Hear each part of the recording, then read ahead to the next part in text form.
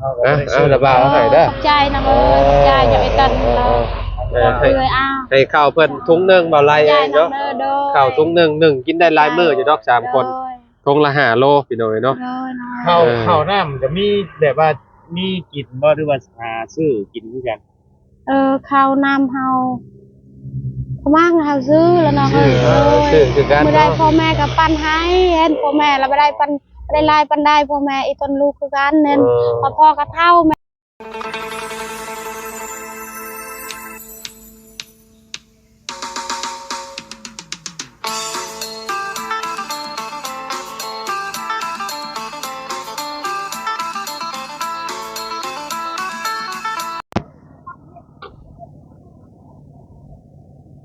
กราบสบายดีสวัสดีพ่อแม่พี่น้อง FC เบิร์ดสุขูสู่คนเนาะบ่ว่าสิอยู่ในและก็ต่างประเทศเด้อพี่น้องเด้อเนาะมื้อนี้พี่น้องเฮาก็เข้ามาหาเอื้อยคนเดิมพี่น้องเนาะนี่เด้เพิ่นอยู่นี่พี่น้องเนาะสบายดีเอ้ยสบายดีน้องโดยอยู่ดีมีแฮงดีมีแฮงให้มันยืนบันชวนเม่นบ่บันชวนบ่บันชวนเอ้ยเนาะอยู่กับไผนี่ขออนุญาตเด้อหยิบไม้หน่อยเด้อโดยพี่น้องเนาะโอ้หนาวบ่เอ้ยหนาวหยิบไม้ยากแท้นี่เอาเนาะอยู่กับไผนี่น่ะเอ้ยหาอยู่นี่แบบหาอยู่กับติดกับพ่อแต่ว่าหาอยู่ต่างเฮือนแม่ปลายค่ะแม่พ่อหาได้น้องเอ้ยแม่ปลายแม่เดี๋ยวนี้เด่นแม่ปลายช่องแล้วแม่ปลายที่3กับแม่เขาเองตายช่องตายแม่ยังนี่พอเอาแม่ปลายแล้วก็คือเจ้าอยู่กับแม่ใหม่บ่โดยแม่เจ้าแท้ๆเสียแล้วเสีย2คนแม่เสีย2คนแล้วเพราะว่าพ่อเจ้านี่เมียที่3บ่โดยเมียที่3โดยอายุต่างกันกับพ่อแม่ก็คืออยู่ต่างกับเพิ่นโดยเจ้ามีผัวบ่ผัวเฮาปะแล้วน้องเอ้ยเป็นแม่ห้างเฮาเป็นแม่ห้างเลยลูก3คนน้องเอ้ยใช้ลูกเจ้าเอาขึ้นมาดูนี่มาเยอะมาจอนเยอะขึ้นมาพี่ลากขึ้นมาพี่มานำแม่เจ้าพี่เยอะจอนเยอะละเยอะน้องพี่น้องเนาะนี่ลานแม่เฮานี่มันก็เป็นแม่ห้างคือกันแม่มันอันนั้นโดยอันร้านจะบ่อนน่ะร้านแม่เฒ่าอันนี้ลูกเจ้าเบิดเลยนี่เนาะโดยในลูกเฮานะบ่มีขนมให้บักหลาโดยสวัสดีพี่น้องเนาะสวัสดีเอาขึ้นแม่ห้างลูกชาบโดยผู้หญิงผู้นึงผู้ชายผู้หญิงช่องผู้หญิงนี่ผู้ชายนี่อันนี้ผู้ชายบ่นี่ผู้หญิงแล้วคือผู้ชายนี่ผู้ชายนี่ผู้ชายโดยนั่งอีละคือละโอ้น่ะเราคือแขกเนาะลูกเราเนาะก็โดยอีล่าเข้าโรงเรียนอยู่บ่ลูกมันเอาน้องเดี๋ยวนี้เอาน้องแม่ไปตลอดเฮ็ดเวียกงานนำเขาเฮ็ดเวียกยังจะไปเฮ็ดเวียกหรือเขาว่ามันต้นเจ้าชื่อยังเจ้าน่ะชื่อเฮาอ่ะแม่นชื่อเนยโดยในลูกเฮาวันหน้าแม่วันหน้าเขาจักปีแหละเจ้าน่ะเฮาก็บ่ฮู้เราก็จักปีเฮาก็บ่ฮู้เด้อยู่อันนี้ลูกเจ้าซื้อวันหน้าบ่โดยน้องวันหน้าเนาะจักปีแล้ววันหน้าได้ละ9ปีแล้วอายุมันโดยผู้นี้ได้ซะผู้นี้ปีได้ละ5เดือนนี่ฮะปี5เดือนแล้วได้แล้วจำนั้นมันย่างได้แล้วอันนี้จัก6ปีจัก7ปี6ปีประมาณประมาณ6ปีโดยอันนี้คือบ่ได้เข้าโรงเรียนเลยน้องวันนาเนาะโดยไม่ได้เข้าโรงเรียนเอาน้องอย่างเดียวเลยโดยเอาน้องเอาเพิ่นผู้นี้แล้วเนาะโดยอันนี้มื้อนี้เจ้าหยุดบ่สาวมื้อนี้เฮาหยุดมื้อนี้พักอยู่เฮือนอยู่นี่อยู่เฮือนเฉพาะจะได้เจอเนาะปกติบ่ได้พ้อเพิ่นได้พี่น้อยเนาะอันนี้เฮือนทางไผอันมาซอยเจ้านี่สาววันนาบ่แม่นน้องบุรีน้องวันนาโดยน้องบุรีโดยบุรีกับไอ้ป้องบุรีกับไอ้ป้องซอยเฮามันชื่อให้บ่าวบุรีกับไอ้ป้องกับบ่าวป้องโดยคนเป็นแบบใดคนจำเจ้านั่นแหละอ้วนๆบ่โดยอ้วนๆนั่นแหละบ่แม่นบ่าววิลลี่บ่เฮาก็บ่ฮู้แหละบ่าววิลลี่นั่นมันชื่อให้พ่อมเพิ่นเฮาถูกชื่อถ้วยชื่อหม้อชื่อปาดมันชื่อให้เฮาเนาะบ่ตะกี้แต่ก่อนเจ้าอยู่นำแม่น่าจะบ่ น้ำพ่อเจ้านี่บ่ เฮาอยู่น้ำแม่ตะกี้นี่นี่เฮาตั้งเฮือนแล้วน้องเอ้ย แล้วมันอยู่พี่เนาะ โดย พี่น้องเนาะฮะก็เฮ็ดใหม่ๆแล้วเด้อนี่เนาะ โดย อยู่กัน3คนพี่น้อง โดย ผัวเจ้าเป็นคนบ้านใดน่ะสาว คนบ้านกลก ฮะ คนบ้านกลก บ้านกะลก โดย เมืองหยัง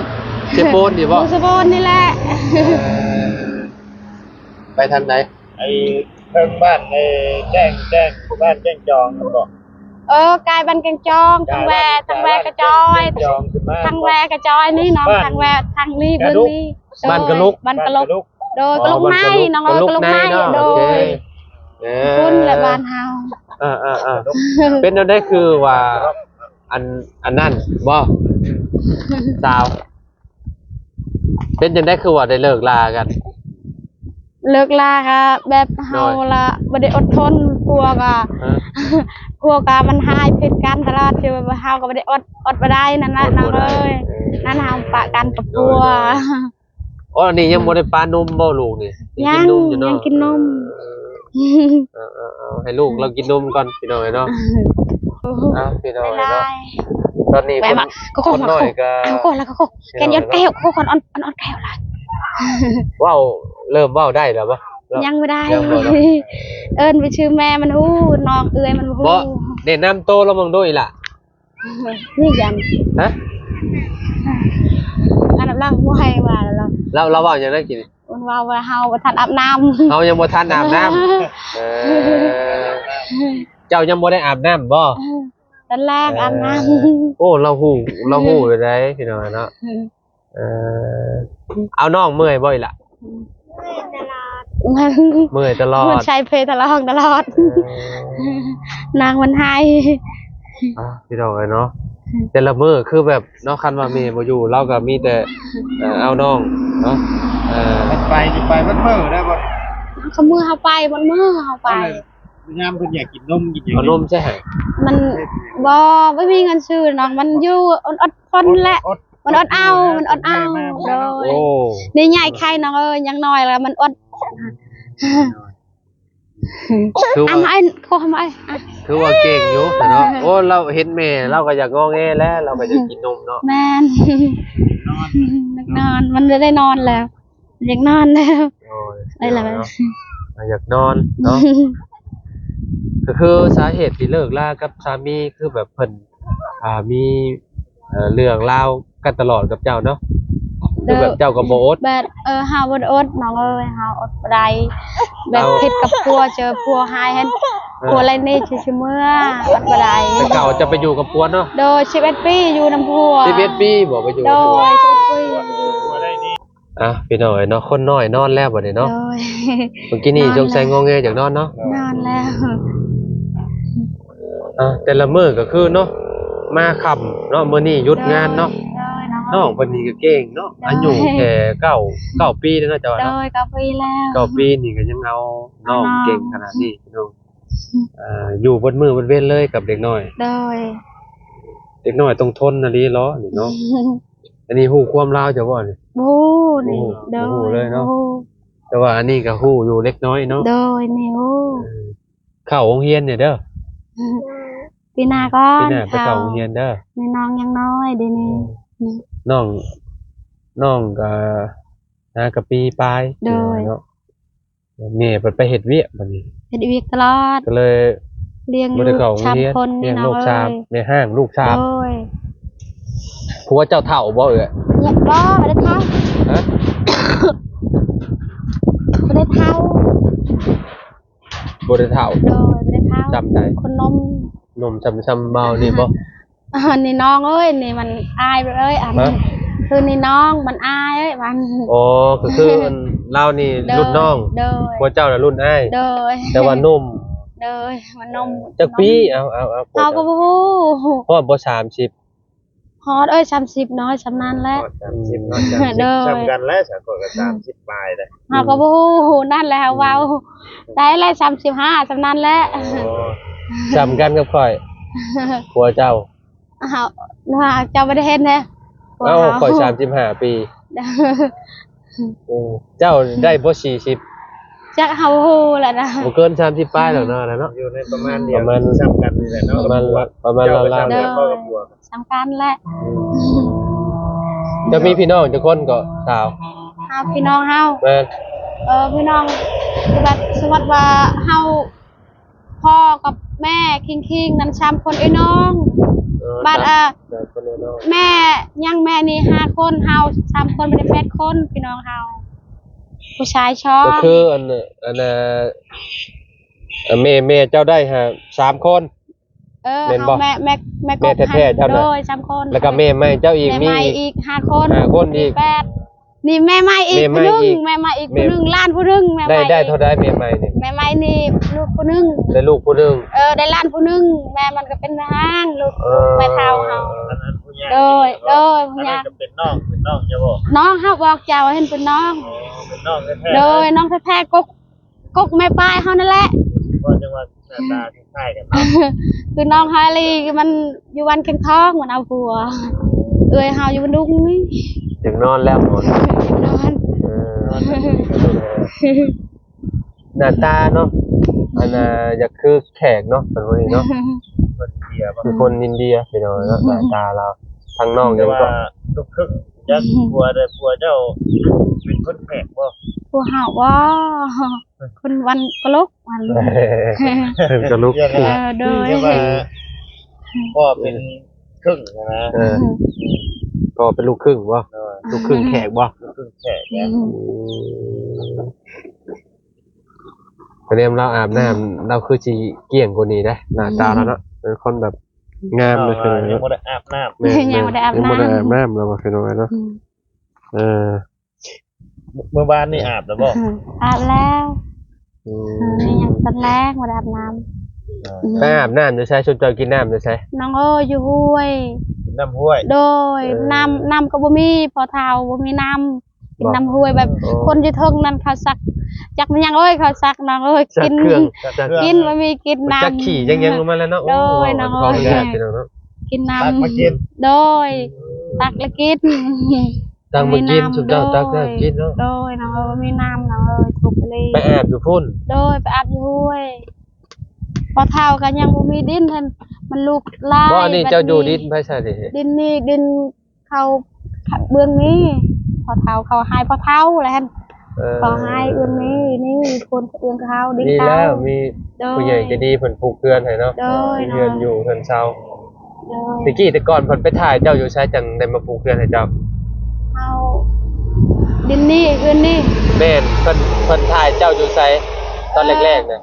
ผู้ที่ว่าช่วยเหลือเจ้า น้อ น่ะ งไปเลยนั่น แม่น แบบมันสัมภาษณ์เฮายังเฮาอยู่วันกะลูก เจ้าอยู่บ้านกับลูก โด พุ่น ยเฮาแบกจักรซี่มันเห็นเฮาแบกจักรซี่พาลูกนี่กับนี่ไปเกาสะโพนนั้น มันเห็นเฮาแล้วมันท่ายเมื่ออยู่เอื้อนเฮาว่ายันพัวจะให้บ่เฮาว่าพัวบ่เคยให้มันบ่เคยให้เห็น เออ เจอวันมันฮอดเฮือน มันไปชงเฮานั่นแหละมันบ่ปะเฮาเป็นมหากยังมันเป็นช้อย เป็นในเฮือนสำนี่เนาะ โดย มาปลูกให้อยู่พี่เนาะ โดย เจ้าเลิกกันโดนแล้วบ่กับผัวเจ้า เฮาเลิกได้แหละประมาณ3เดือนแล้ว เลิก3 เดือน โดย เลิกกัน3 เดือนแล้วเนาะ โดย ลูกรับบ่ได้เอาจักคนเลยบ่ บ่มันยากมันอีกว่าคิดเฮ็ดเวียกบ่มีใครเอามันลูกกำพร้าเห็น ผัวเจ้าลูกกับผ้า โดย ลูกนี่บ่เอาเลย บ่ มีแต่ป้าให้เจ้าบ่เลย โดยป้า กิน เฮา พระนี่แม่ เฮาว่าโดย ทั้งเมีย โด เดียวย นะ บัดเฮาว่าเอ้าพอเฮาว่าเอ้า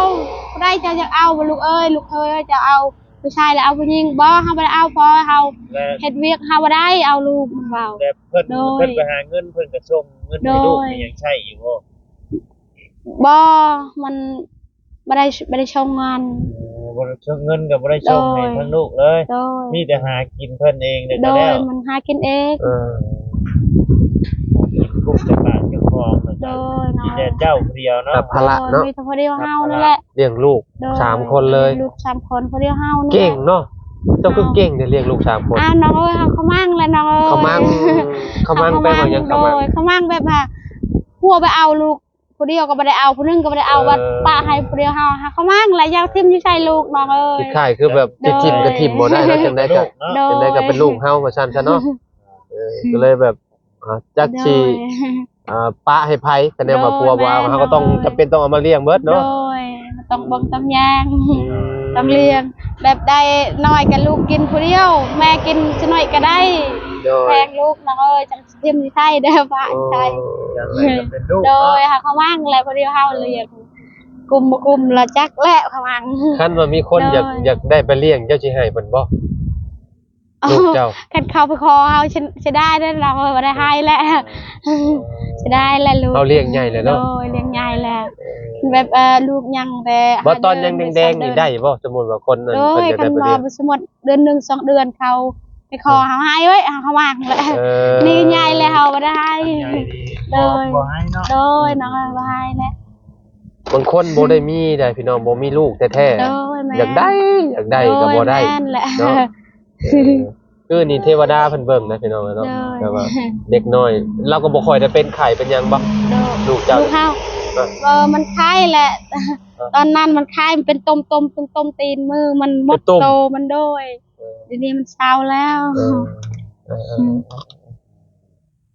เลี้ยงง่ายอยู่เนาะ โดย ก็ทางนี่แหละเพิ่นก็เอาช่วงแม่เพิ่นบ่อยู่เนาะทางน้องเพิ่นก็พี่น้องเอาน้องเนาะแต่ละมื้อก็คือสิอยู่แถวๆนี้แหละเนาะบ่ได้ไปทางใดพี่น้องเนาะ มั่งแหละ เขามั่งเนาะ โดยน้อง นะจังได๋ก็สู้ๆเด้อสาวเด้อ โดย เนาะอีหล่าไปซื้อเอาเด้อขนมเด้อลูกเด้อแต่บ่าวสิเอาเงินให้เด้อไปซื้อเอาพุ่นแหละหม่องก็จะร้านค้าขายพุ่นแหละ ชื่อว่า ป้ายันเข้าใจ มีอยู่แหละเนาะบ้านสะแล้วนี่ แล้นี่แหละแล้วน้อ